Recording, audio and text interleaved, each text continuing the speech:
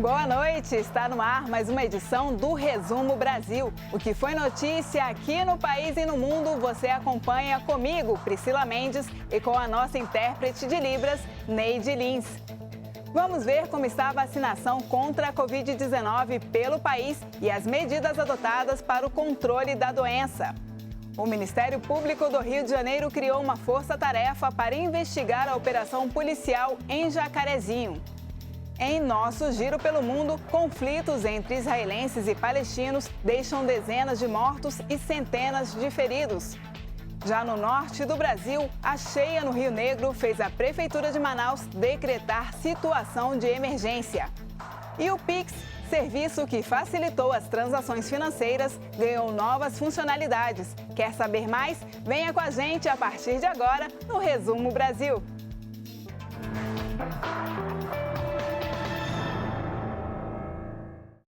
Começamos a nossa edição com uma prestação de serviço. O Pix, criado há pouco mais de um ano, trouxe uma série de mudanças na hora de transferir e fazer pagamentos, por exemplo. Metade dos brasileiros tem uma chave Pix hoje em dia. E para ampliar o serviço, o Banco Central anunciou nesta semana o lançamento de novas funcionalidades. Dados do Banco Central apontam que 50% da população brasileira possui uma chave Pix. E até o início do mês de maio já foram 500 milhões de transações. O Banco Central vai lançar mais 9 serviços associados ao Pix. 3 deles disponíveis já a partir do segundo semestre. Um deles é o Pix Saque, que vai permitir 4 retiradas gratuitas por mês, com limite de R$ 500 por dia.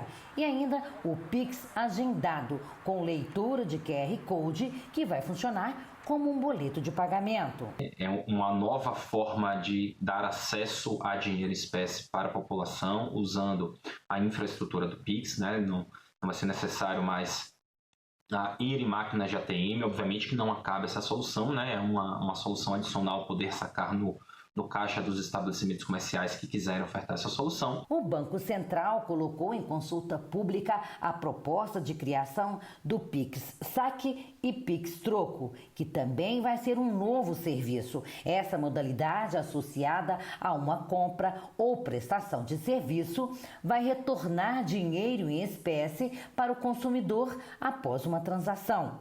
Agora é hora do nosso Momento Saúde.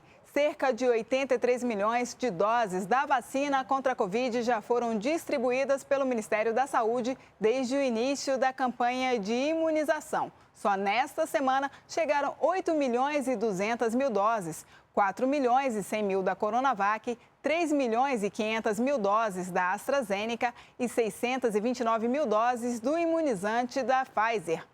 Vamos ver agora na reportagem de Flávia Peixoto como foi a mobilização para imunizar os brasileiros.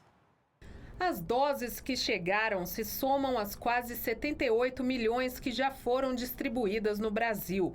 O Ministério da Saúde lançou uma campanha de conscientização sobre a Covid-19 para reforçar a importância da vacinação e também da prevenção da doença. O que é, papai? Mais vacinas, filho. O governo federal, por intermédio do Ministério da Saúde, tem o objetivo de reforçar cada vez mais a nossa campanha contra a pandemia da Covid-19, cuja base principal é a vacinação.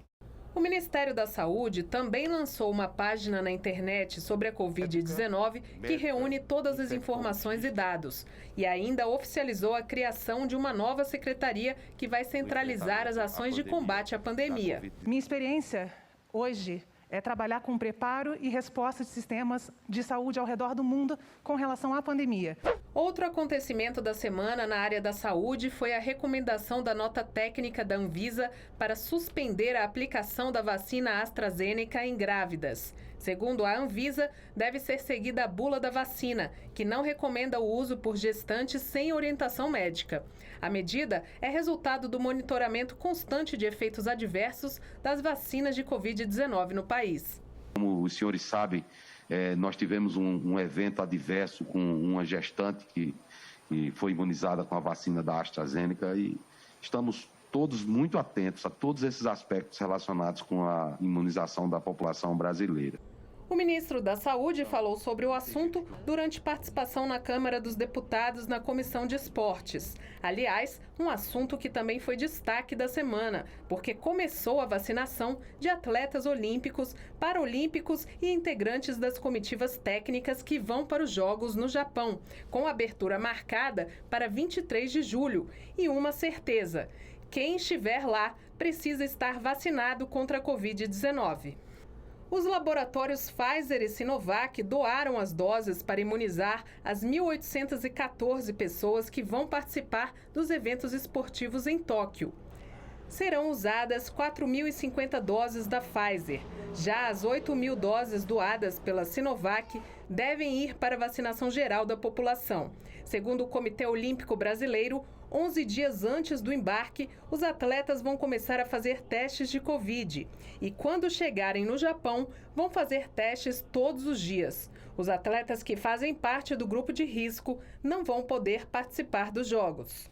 Uma pesquisa da Universidade Estadual do Ceará tem se destacado na corrida para o combate à Covid-19. O Laboratório de Biotecnologia e Biologia Molecular da Universidade Cearense finalizou a etapa pré-clínica, com testes em animais, e aguarda a aprovação da Anvisa para iniciar testes em humanos. A ideia é produzir um imunizante aplicado com gotinhas no nariz em 2 doses, com intervalo de cerca de 15 dias entre as dosagens, o que anteciparia a imunização em comparação às vacinas existentes. Nesta semana, o Conselho Federal de Enfermagem lançou uma campanha de valorização dos enfermeiros, profissionais fundamentais no tratamento de pacientes com a Covid. O Brasil tem quase 2.500.000 enfermeiros, técnicos e auxiliares de enfermagem. O grupo, que é fundamental na luta contra a Covid-19, perdeu cerca de 800 profissionais para a doença desde o início da pandemia. É o profissional da linha de frente, é o profissional do enfrentamento, é o profissional que está ali cuidando do paciente, cuidando da sua própria vida. O Conselho Federal de Enfermagem pede que seja votado o projeto de lei que estabelece piso nacional para a categoria. A expectativa é de que o texto seja aprovado na íntegra. O Conselho da categoria lançou uma campanha de valorização da profissão e até o próximo dia 20 de maio vai reunir uma série de iniciativas para mostrar a realidade desses trabalhadores. Uma delas a gente já mostrou por aqui. É o método da mãozinha, criado por Lidiane para acalmar pacientes com Covid. Trouxe bastante conforto, segurança e com isso eu venho desenvolvendo essa técnica já com bastante paciente e realmente está dando certo, realmente o resultado está sendo exemplar. Agora vamos ver como foi a CPI da pandemia nesta semana no Senado Federal. Foram ouvidos pelos senadores o gerente-geral da Pfizer na América Latina, Carlos Murilo, o ex-secretário de Comunicação do governo, Fábio Van Garten, e o presidente da Anvisa, Antônio Barra Torres. O primeiro a depor na CPI da pandemia nesta semana foi o presidente da Anvisa, Antônio Barra Torres. Ele defendeu a eficácia das vacinas e falou sobre a decisão da agência que, no mês passado, negou a importação da Sputnik V, imunizante russo produzido pelo Instituto Gamaleya. É muito importante que se entenda que esse processo que fizemos de interrupção ou de negativa da autorização excepcional de importação, aí é uma outra questão, não deve somar a essa marca Sputnik V nenhum pensamento negativo. Isso faz parte do processo. Infelizmente, uma série de acusações e questionamentos feitos pelo próprio desenvolvedor nos obrigou a colocar de maneira mais clara os motivos dessa nossa indeferição. No dia seguinte, os parlamentares ouviram Fábio Van Garten, que deixou a Secretaria de Comunicação do governo em março deste ano e no mês seguinte concedeu entrevista à revista Veja.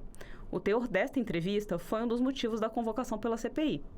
No depoimento de quarta-feira, ele confirmou que o governo recebeu em setembro do ano passado uma carta da Pfizer ofertando doses da vacina e que o pedido ficou parado por pelo menos 2 meses. mas negou ter chamado de incompetente o ex-ministro da Saúde, Eduardo Pazuello. Eu entendo que a incompetência é ficar refém da burocracia. Acho que a burocracia, a morosidade na tomada de decisões, que é característica da administração pública, é um problema nos casos excepcionais como a gente tem da pandemia. O último a ser ouvido na semana foi o gerente-geral da Pfizer na América Latina, Carlos Murilo. Ele foi presidente da empresa aqui no Brasil e comandou no ano passado as negociações com o governo para a compra das vacinas. Durante o CPI, ele informou que a Pfizer iniciou em maio do ano passado as primeiras negociações com o governo brasileiro para a venda do imunizante. Depois disso, foram feitas 3 ofertas ao Ministério da Saúde. A primeira delas em agosto, com até 70 milhões de doses. Nossa oferta do 26 de agosto tinha uma... Como era vinculante e estávamos neste processo com todos os governos, tinha uma validez de 15 dias. Passados esses 15 dias, o governo do Brasil não rejeitou, mas tampouco aceitou a oferta. Você viu aqui em nossos telejornais que o Ministério Público anunciou a criação de uma força-tarefa para investigar a operação policial na comunidade do Jacarezinho, na zona norte do Rio de Janeiro. A operação mais recente resultou na morte de 28 pessoas. O prazo inicial da investigação do Ministério Público é de 4 meses. Um relatório da Subsecretaria de Inteligência da Polícia Civil revelou que 25 dos 27 suspeitos que morreram durante a operação realizada no Jacarezinho tinham antecedentes criminais. Entre as acusações estão tráfico de drogas e roubo. O relatório não apresenta detalhes de como aconteceram as mortes. De acordo com o delegado que comandou a operação, os policiais só atiraram porque foram atacados primeiro.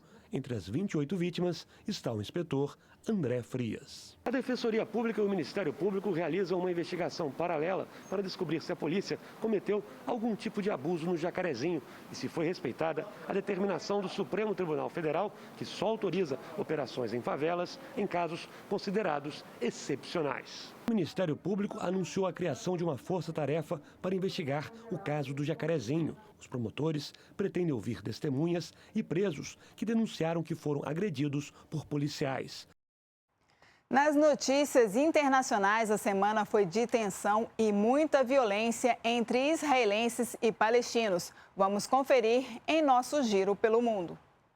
A nova escalada de violência entre palestinos e forças de segurança israelenses já matou mais de 100 pessoas, a maioria na faixa de Gaza. Foi uma semana de ataques com foguetes entre o Hamas, o grupo islâmico que controla Gaza, e Israel. São os piores confrontos desse tipo desde 2014. O conflito foi alimentado principalmente por uma tentativa de Israel de reivindicar a posse de casas de famílias palestinas em Jerusalém Oriental para instalar colonos judeus. A violência se intensificou na segunda-feira, quando palestinos lançaram foguetes contra Israel, que revidou com um bombardeio aéreo. A comunidade internacional pediu moderação dos dois lados. O Conselho de Segurança da ONU vai fazer mais uma reunião para discutir os conflitos. Pelo menos 8 pessoas morreram e mais de 20 ficaram feridas depois que um atirador abriu fogo em uma escola de Kazan, na Rússia. As vítimas eram alunos do 8º ano e um professor. A polícia investiga a motivação do ataque. O atirador, de 19 anos, está preso. Ele era um morador local e tinha uma arma de fogo registrada em seu nome. Ataques a tiros em escolas não são comuns na Rússia. A Corte de Apelações de Paris decidiu que a Air France e a Airbus devem responder na justiça pelo acidente que matou mais de 200 pessoas na queda do voo que fazia a rota Rio-Paris há quase 12 anos. A decisão invalida o arquivamento do caso e as duas empresas devem responder por homicídio culposo. A acusação é de que a Air France não teria oferecido informações necessárias à tripulação, enquanto a Airbus teria subestimado os efeitos nos sensores de velocidade do avião. Esta semana, o lockdown em Bangladesh não impediu as cenas de multidões seguindo para comemorar o fim do Ramadã. As ruas foram tomadas por pessoas que resolveram ir para seus vilarejos a pé. O país está com medidas restritivas desde que detectou a primeira variante do coronavírus vinda da Índia. Viagens aéreas estão interrompidas desde 14 de abril. Dezenas de cidades japonesas abandonaram os planos de hospedar atletas olímpicos por causa da Covid-19. A preocupação é de uma sobrecarga dos recursos médicos em meio a uma quarta onda de infecções no país. Inclusive, uma campanha online anti-Olimpíadas ganhou força, com mais de 350 mil assinaturas em protesto contra os Jogos na pandemia. O evento está marcado para começar no dia 23 de julho. Os Estados Unidos aprovaram o uso emergencial da vacina da Pfizer contra a Covid-19 para adolescentes a partir de 12 anos. O imunizante é o primeiro autorizado pelos americanos para essa faixa etária. A decisão reduz a idade mínima para receber a vacina no país dos atuais 16 para 12 anos. As escolas querem imunizar os estudantes antes da volta às aulas no outono do hemisfério norte. Cada vez mais gente tem aderido ao chamado turismo vacinal. Milhares de latino-americanos estão reservando voos para os Estados Unidos para se imunizar contra a Covid-19. Só no México, mais de 120 mil pacotes de viagem já foram vendidos. O governo da cidade de Nova York anunciou que a vacina da Johnson & Johnson vai ser administrada em locais icônicos da cidade. Essa corrida pela imunização é acompanhada por um aumento nos preços das passagens aéreas. A Blue Origin, empresa de foguetes fundada por Jeff Bezos, o homem mais rico do mundo, vai lançar em julho um foguete ao espaço. E pela primeira vez com passageiros a bordo. O voo vai ser só até a fronteira do espaço sideral e leva pouco mais de 10 minutos ida e volta. Mas um assento nesse curto passeio está em leilão. O dinheiro vai ser doado para uma fundação que incentiva crianças e adolescentes a seguirem nas carreiras de matemática, ciência, tecnologia e engenharia. Daqui a pouco você vai ver. Milhares de moradores de Alagoas recebem obras de infraestrutura do governo federal e vai ter mais água no sertão. Não saia daí, voltamos em 2 minutinhos.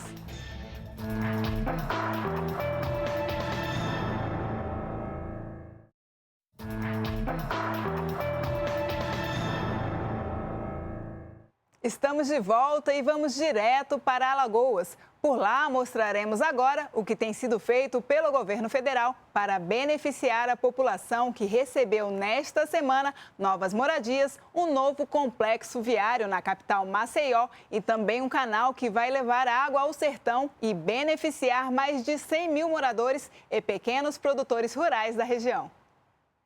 Pela primeira vez, seu José Guilherme prepara a terra com a segurança de que vai ter água para produzir e para beber o ano todo. Era difícil demais. E às vezes a gente bebia até água salgada. Não tinha produção de nada, né? Porque sem chuva, né? Sem água não tem produção de nada. Esta é uma das comportas do trecho 4 do canal do Sertão Alagoano. Aqui se regula a quantidade de água do Rio São Francisco que vai ser distribuída. Foram inaugurados 30 quilômetros de canal que vão beneficiar 113 mil moradores e pequenos produtores rurais da região. Em 2 anos, foram investidos cerca de 180 milhões de reais na obra. Com os trechos do canal alagoano que já estavam em funcionamento, hoje 341 mil pessoas recebem as águas do Rio São Francisco. Mas as obras não param. Quando o projeto estiver concluído, 1 milhão de alagoanos serão beneficiados em 42 municípios. Essa obra aqui no nosso estado de Alagoas é mais uma das tantas que, graças a Deus, estamos conseguindo concluir ao longo do nosso mandato. Maceió tem 3 problemas interligados: um grande déficit habitacional, um alto número de pessoas morando de aluguel, muita gente vivendo em moradias inadequadas.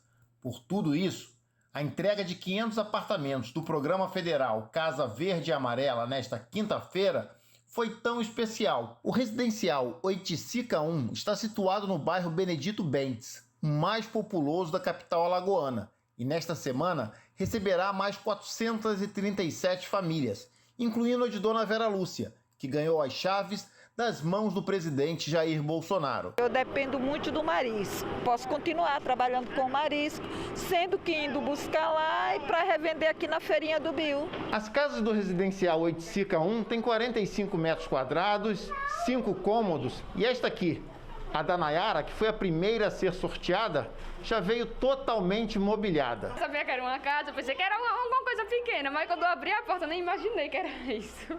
O presidente Jair Bolsonaro inaugurou o complexo viário totalmente construído com recursos federais, no valor de 77 milhões e 400 mil reais. O Tarcísio, que realmente é um gigante, com pouco orçamento, vem revolucionando a infraestrutura no Brasil. Por aqui passam em média todos os dias cerca de 40 mil veículos. A obra vai trazer fluidez e segurança para uma das rodovias com maior número de acidentes no país. Uma obra de mobilidade urbana, uma obra que vai diminuir o tempo de viagem, que vai diminuir acidentes, que vai salvar vidas, vai fazer a diferença da vida das pessoas que chegam aqui a Maceió. O empreendimento situado entre as BR-104 e 316, uma das principais vias de acesso a Maceió, além de beneficiar motoristas, vai oferecer uma chegada mais tranquila aos turistas que chegam pelo aeroporto Zumbi dos Palmares para visitar as praias alagoanas.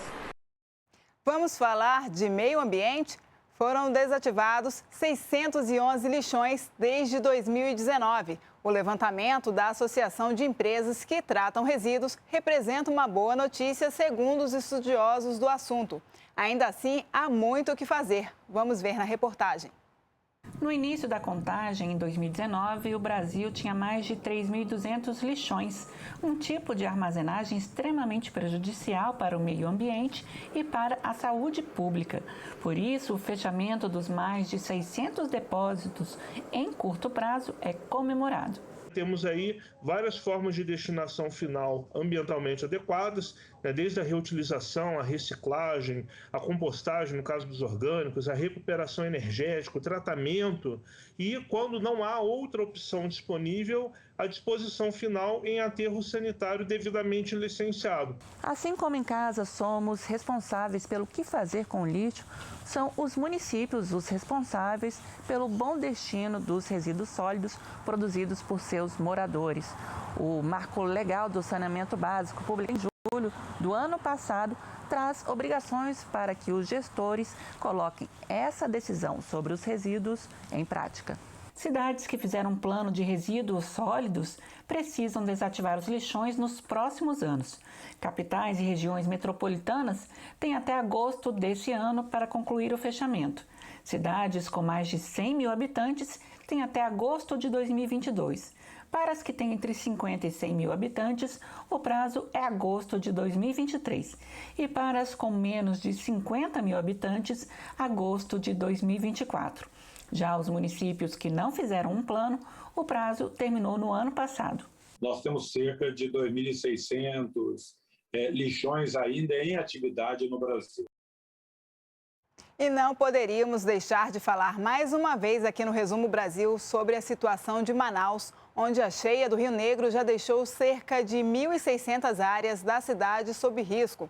A Prefeitura decretou situação de emergência e o Serviço Geológico alertou que a cheia deste ano pode ser histórica. A reportagem é da TV Encontro das Águas, afiliada da TV Brasil. Pelo menos 15 bairros e mais de 4.000 pessoas devem ser afetadas pelo avanço das águas. Equipes da Defesa Civil Municipal trabalham na construção de pontes de madeira para facilitar o acesso. Nós temos aqui na capital aproximadamente 1.600 áreas de risco, chegando a um total de 4.700 famílias. Então a gente tem feito esse levantamento tanto fluvial quanto terrestre para que a gente chegasse nesse número e conseguisse atender a essa demanda. Este ano a Prefeitura de Manaus vai realocar os 200 permissionários da tradicional Feira da Manaus Moderna em uma balsa no Rio Negro. A previsão do Serviço Geológico do Brasil é de que o nível do rio ultrapasse os 30 metros, a maior cota dos últimos 100 anos. Existe uma grande probabilidade, inclusive, que o nível do rio ele atinja a maior cheia de toda a história monitorada de Manaus. Essa maior cheia ela foi observada em 2012, quando o rio atingiu a cota de 29 metros e 97 centímetros. Segundo os dados do CPRM, a probabilidade de que essa cota ela seja superada é de aproximadamente 56%. E para encerrar, vamos falar sobre comemoração. 2 veículos aqui da empresa Brasil de Comunicação fizeram aniversário nesta semana. A Rádio MEC FM completou 38 anos e a Agência Brasil fez 31. A reportagem de Maurício de Almeida. Quem sintoniza a Rádio MEC FM do Rio de Janeiro já está acostumado em ouvir uma programação diferenciada. O som clássico é uma prioridade na rádio, que veicula trabalhos de compositores brasileiros e estrangeiros. 80% da programação é de música erudita, mas também tem espaço para o jazz. A rádio, que faz parte da Empresa Brasil de Comunicação, está completando 38 anos e tem um bom motivo para comemorar. Em março, a MEC FM registrou um aumento de quase 40% do número de ouvintes, o melhor desempenho dos últimos 8 anos. Outro veículo da Empresa Brasil de Comunicação, a Agência Brasil, está completando 31 anos. Ela produz informações sobre política, economia, educação, direitos humanos, entre outros assuntos. Todo o conteúdo elaborado pelos jornalistas pode ser compartilhado gratuitamente em outros veículos de comunicação. Para se ter uma ideia da importância desse serviço, no ano passado, as reportagens da Agência Brasil tiveram cerca de 40 milhões de repostagens. São novas publicações que fazem o conteúdo da agência viajar por veículos de comunicação de todas as regiões do Brasil. O portal da agência também vem batendo recordes de visualizações. Em 2020, alcançou a marca de 94 milhões e 800 mil usuários. E esse ano já conta com quase 31 milhões. São mais de 3 décadas levando informação de qualidade para o Brasil, com o desafio de ficar cada vez mais próximo do público. A nossa edição do Resumo Brasil de hoje chegou ao fim. Obrigada pela companhia e não se esqueça que temos um encontro marcado no próximo sábado, 9h30 da noite. Encerramos com imagens dos artistas do Teatro Municipal do Rio de Janeiro, que voltaram à ativa em apresentações virtuais. O retorno dos músicos, dançarinos e cantores é limitado e apenas para ensaios e gravações de concertos. Tchau e até semana que vem!